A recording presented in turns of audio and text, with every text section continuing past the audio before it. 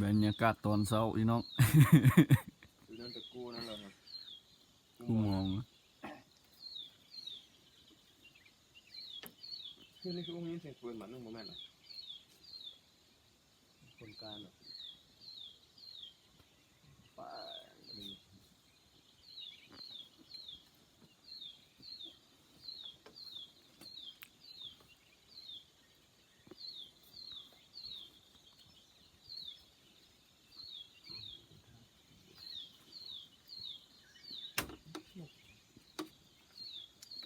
ตกนกนี่มันไม่มีอะไร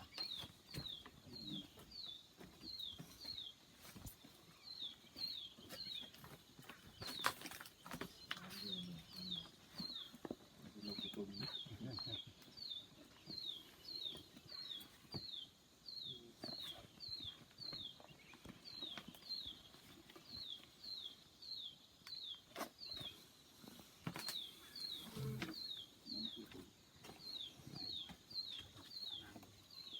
มึงตอนหน้ากูมองให้เมื่อคืนนี่หว่าตกเต้นเอาเดือนกัน อุ่นดีได้เป็นเรื่องนี้เอากับอุ่นนี้ใครก็เลยเต้นนี่กันคนไหนเนี่ยมันได้มีสำคัญมีของเป็นงานมัน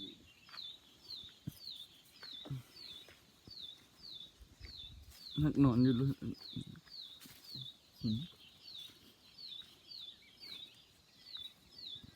บรรยากาศตอนเช้า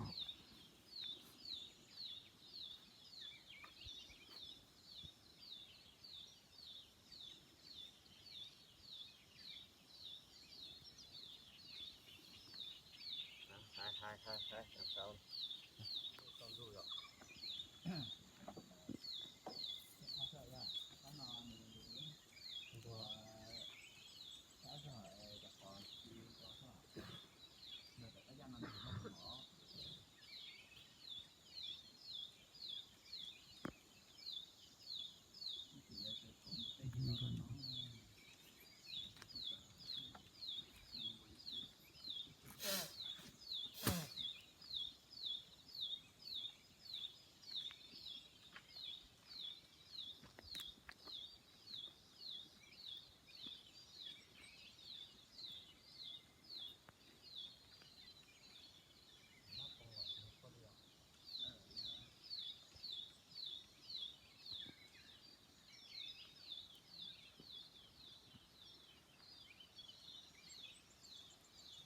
โอ้หมอกลาย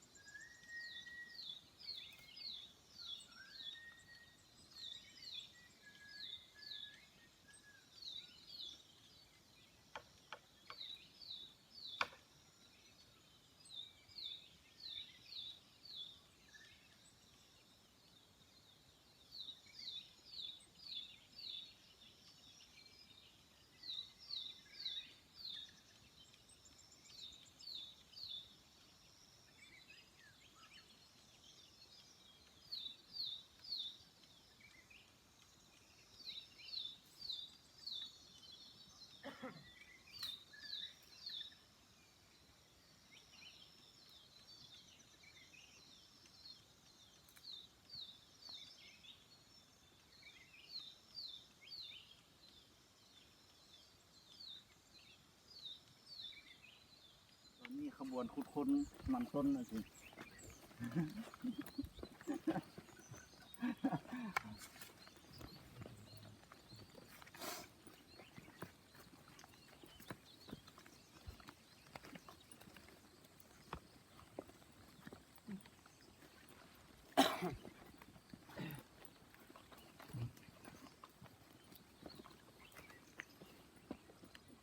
อันนี้คนดู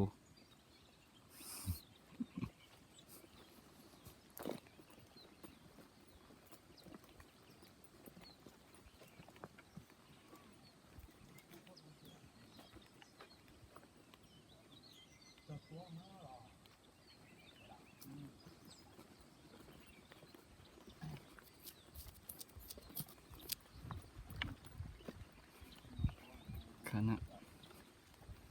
สำรวจนี่ครับ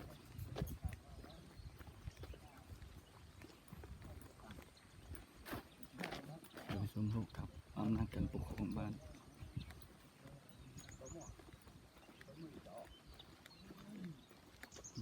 เอาขอบเขตดอยต่อระหว่างบ้านภูแห่และบ้านอ่าวไต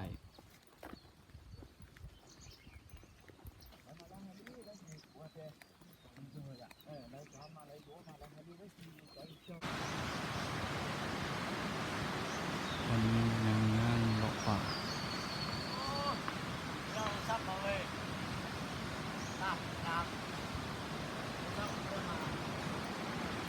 น้องกินลงไปได้บ่มีคือเลาะขึ้นมาสิ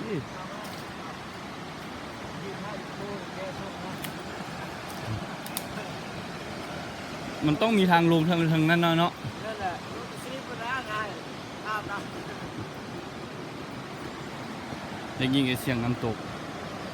ตักตัวที่2ตัวที่1ที่แล้วไปมันก็งามโอ้ตัดตัวนี้งามได้ซกทางลงบ่ได้นี่มันลงทางใดเลาะลุยธรรมชาติคือเก่าพี่น้องโอ้ยังมีกบไม้ใหญ่แคมห้อยนี่หลายนี่เป็นเสียงน้ำตก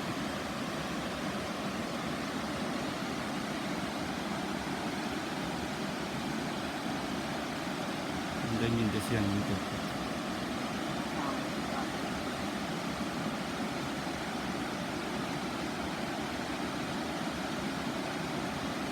พันโครงการเดินหน้าเขาเล่นแรงมันจะงามต้องได้เที่ยวข้างนั้นเขายิ่งมาลิ้นแต่บ้านอ่าวที่ไหนนั่นแหละมันมีอาบบ่นะครับอาบคนน้อยอาบเลยมันมีลายแก่งลายนั่นนี่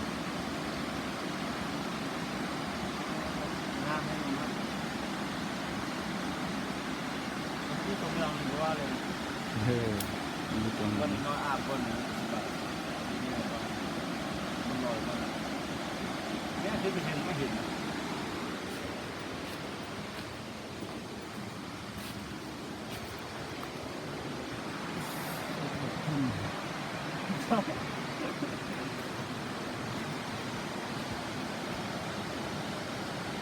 ได้ยินแต่เสียง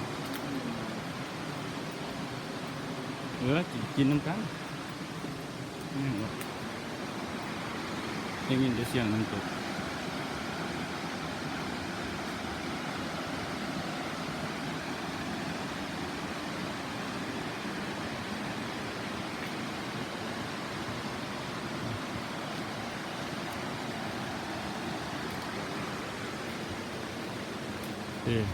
เยอะตื่น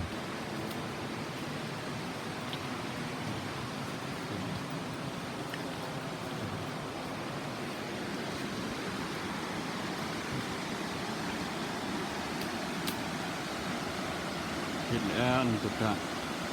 จะลงไปเลย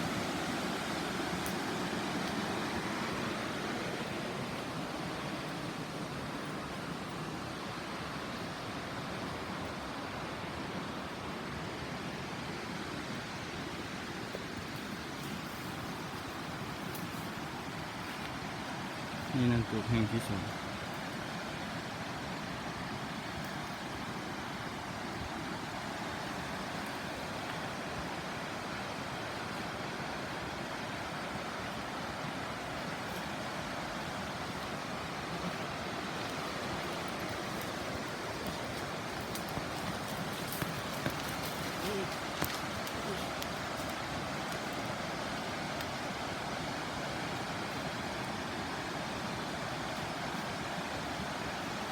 เป็นหิวลึก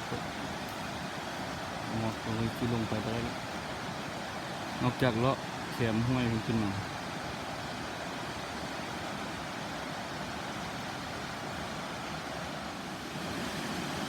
เป็นน้ำตกตัดน้อยแต่มันงามตกงามบอสามารถลงไปได้เพราะว่ามันของข้อสั่งมันเป็นหิวเป็นหิวลึก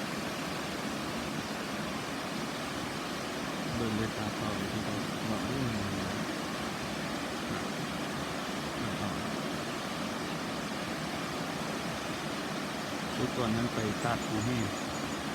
บ้านปูแห้งเก่าทีนี้มันมาตัดมันยังอีกตัดตัวหนึงที่ว่ามีความสูงไว้งามเที่ยว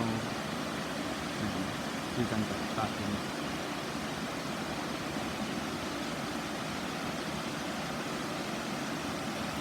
โครงเขตแห่งนี้เป็นโครงเขตบางสะหวนของบ้านมีปลาหลายโครงเขตในการปกครองของบ้านที่เป็นสามารถอนุรักษ์หาแบบธรรมชาติในการหาปลาบางอ่าวหรือว่าเขตวังสงวนของบ้านผู้ขันข้าพเจ้าได้ลงไปได้ในจุดที่งานอันนี้เป็นตอนที่ทำ15 นาที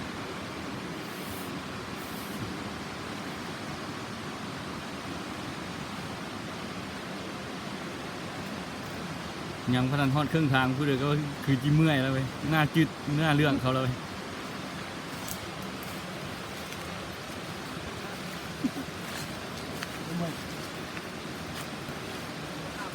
บทานฮอดเครื่องทางหน้าจืดหน้าเรื่องแล้วผู้เดียวเ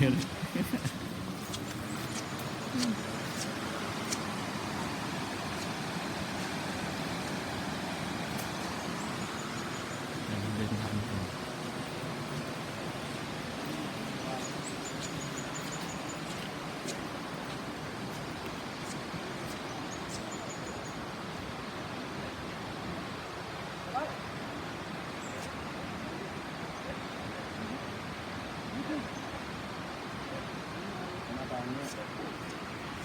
ในบ้านเราไปทางนี้ครับ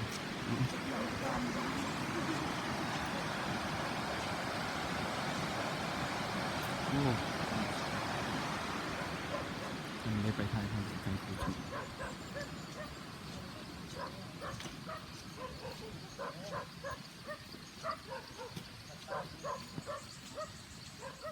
กลุ่มที่ขุดขังอยู่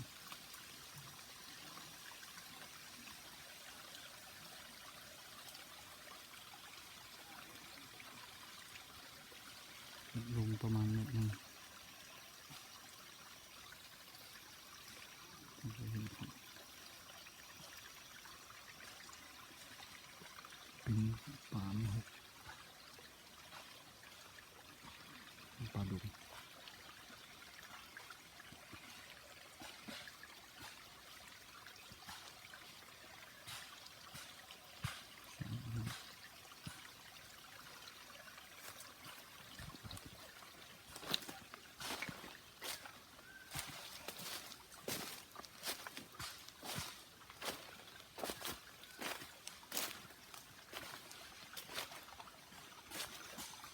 ชา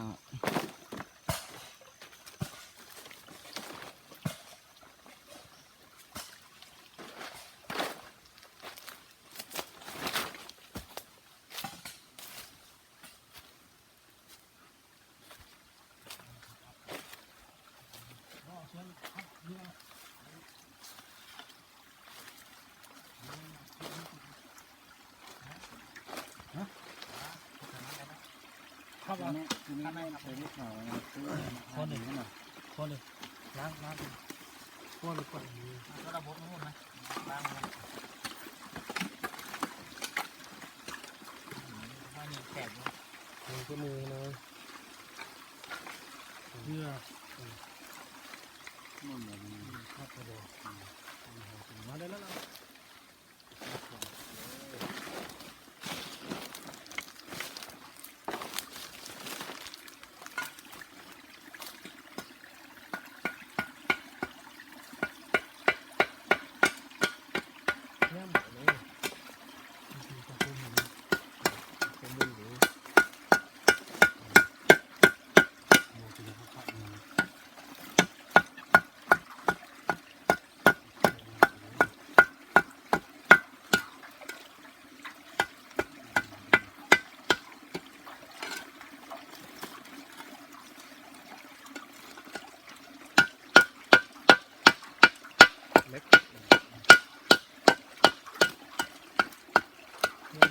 ละเอียดเรียบตรงไหนเนาะ เล็กเลยดิยังเป็นเล็ก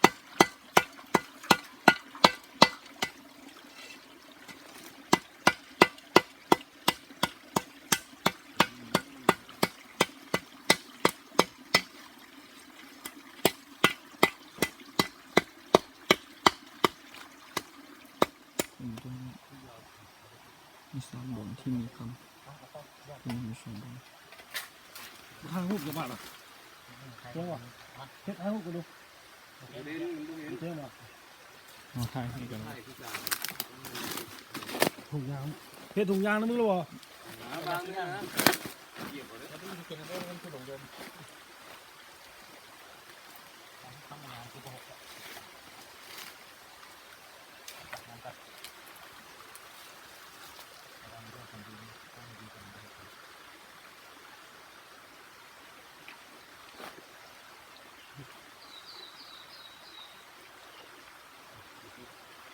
4 เมตรแล้วเนาะ